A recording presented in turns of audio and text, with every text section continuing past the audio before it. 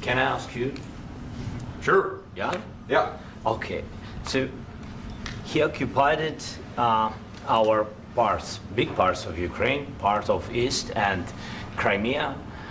So he occupied it on 2014. So during a lot of years, so I'm not speaking about just Biden, but those time was Obama, then President Obama, then President Trump, then President Biden, now President Trump, and God bless, now President Trump will stop him. But during 2014, nobody stopped him. He just occupied and took. He killed people. You know what the contact line? 2015. 2014. 2014 and 2015. 2014. Yeah. So I was, he killed, I was not here. Yeah, but That's exactly right. Yes, but during 2014 till 2022, yeah, the situation the same. The people have been dying on the contact line. Nobody stopped him. You know that we had conversations with him, a lot of conversation, my bilateral conversation, and we signed with him, me, like a new president. In 2019, I signed with him the deal. I signed with him, Macron and Merkel, we signed ceasefire. Ceasefire. All of them told me that he will never go. We signed him with gas contract. Gas contract. Yes, but after that, he broken this ceasefire. He killed our people and he didn't exchange prisoners. We signed the exchange of prisoners, but he didn't do it. What kind of diplomacy, JD, you are speaking about? What do you mean? I'm talking about the kind of diplomacy that's going to end the destruction of your country. Yes, but if you Mr. President, with respect, I think it's disrespectful for you to come into the Oval Office and try to litigate this in front of the American media. Right now, you guys are going around and forcing conscripts to the front lines because you have manpower problems. You should be thanking the president for trying to bring an end to this conflict. Have you ever been to Ukraine that you say what problems we have? I have been to. Count once. I've actually watched and seen the stories, and I know what happens is you bring people, you bring them on a propaganda tour, Mr. President. Do you disagree that you've had problems bringing people into your military? We have problems. And do you think that it's respectful to come to the Oval Office of the United States of America and attack the administration that is trying to prevent the destruction of your country? A lot of questions. Let's start from the beginning. Sure. First of all, during the war, everybody has problems, even you, but you have nice ocean and don't feel now, but you will feel it in the future. God bless. You don't know that. God bless. You God bless. You will not have a war. Don't tell us what we're going to feel. We're trying to solve a problem. Don't tell us what we're going to feel. I'm not telling you. Because you're in no position to dictate that. That's exactly what you're doing. You're in no position to dictate what we're going to feel.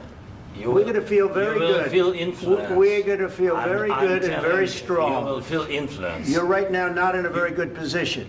You've allowed yourself to be in a very bad position, and he happens to be right about it. From the very beginning of the war. You're not in a good position. You don't have the cards right now. With us, you start having cards. Cards. Right now, you don't. You're playing cards. You're playing cards. You're gambling with the lives of millions of people. You're gambling with World War III. You're gambling with World War III.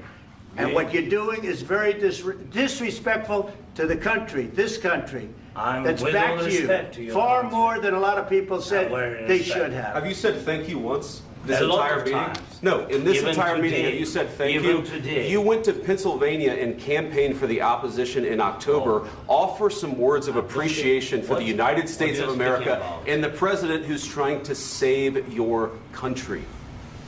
Please, you think that if you will speak very loudly about the war, you can... He's not speaking loudly. He's not speaking loudly. Your country's in big trouble. Can I Wait a minute. No, you've done a lot of talking. Your country is in big trouble. I know. You're not winning. You're not winning this. You have a damn good chance of coming out okay because of us. Mr. President, we are staying in our country, staying strong from the very beginning of the war. We've been alone, and we are thankful. I said thanks in this cabinet, and not only in this cabinet. We gave you, through this stupid president, $350 billion. We gave you military equipment, and your men are brave, but they had to use our military. If you didn't have our military equipment, this war would have been over in 2 weeks. In 3 days, I heard it from Putin. In 3 days, this is something maybe new. Less. In 2 weeks, of course, yes. It's going to be a very hard thing to do business like this. Again, I tell you. just say thank you. I said a lot of times to American people. Accept that there are disagreements, and let's go litigate those disagreements rather than trying to fight it out in the American media when you're wrong. We know that you're wrong. But you see, I think it's good for the American people to see what's going on. I understand, sir. I think it's very important. That's why I kept this going so long. You have to be thankful. You don't have the cards. You're buried there. Your people are dying. You're running low on soldiers. Listen, you're running low on soldiers. It would be a damn good thing. And then you tell us, I don't want a ceasefire. I don't want a ceasefire. I want to go and I want this. Look. If you could get a ceasefire right now, I tell you, you take it so the bullets stop flying and your men stop getting killed. Of course, we want to stop the war. But you're saying you don't want a ceasefire. But I said to you, I want a ceasefire. With guarantees. Because you'll get a ceasefire faster than an agreement. Ask our people about ceasefire, what they think. That wasn't with me. That wasn't with me.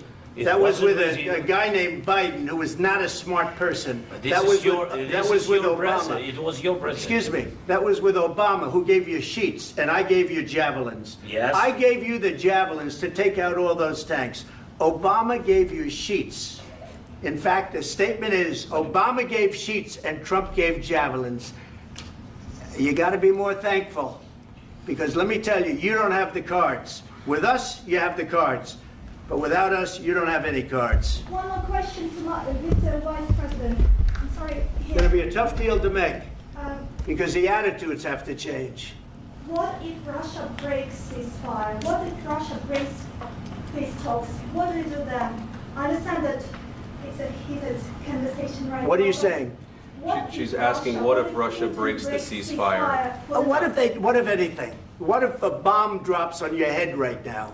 Okay? What if they broke it? I don't know. They broke it with Biden because Biden, they didn't respect him. They didn't respect Obama. They respect me. Let me tell you, Putin went through a hell of a lot with me. He went through a phony witch hunt where they used him and Russia. Russia. You ever hear of that deal? That was a phony Hunter Biden, Joe Biden scam. Hillary Clinton, Shifty Adam Schiff. It was a Democrat scam. And he had to go through that. And he did go through it. We didn't end up in a war. And he went through it. He was accused of all that stuff. He had nothing to do with it. It came out of Hunter Biden's bathroom. It came out of Hunter Biden's bedroom. It was disgusting. And then they said, oh, the laptop from hell was made by Russia. The 51 agents. The whole thing was a scam. And he had to put up with that. He was being accused of all that stuff. All I can say is this. He might have broken deals with Obama and Bush, and he might have broken them with Biden. He did, maybe. Maybe he didn't. I don't know what happened. But he didn't break them with me. He wants to make a deal. I don't know if you can make a deal. The problem is, I've empowered you to be a tough guy. And I don't think you'd be a tough guy without the United States. And your people are very brave. But you're either going to make a deal or we're out. And if we're out, you'll fight it out. I don't think it's going to be pretty, but you'll fight it out. But you don't have the cards. But once we sign that deal, you're in a much better position. But you're not acting at all thankful. And that's not a nice thing. I'll be honest, that's not a nice thing. All right, I think we've seen enough. What do you think? What's this negotiation? This is going to be great television, I will say that. All right. We'll see what we can do about putting it together. Thank you, sir. I know this is and I need the back of the We'll see. I don't know. All right, guys, come on. Wait, hey, let's go. Guys, come on.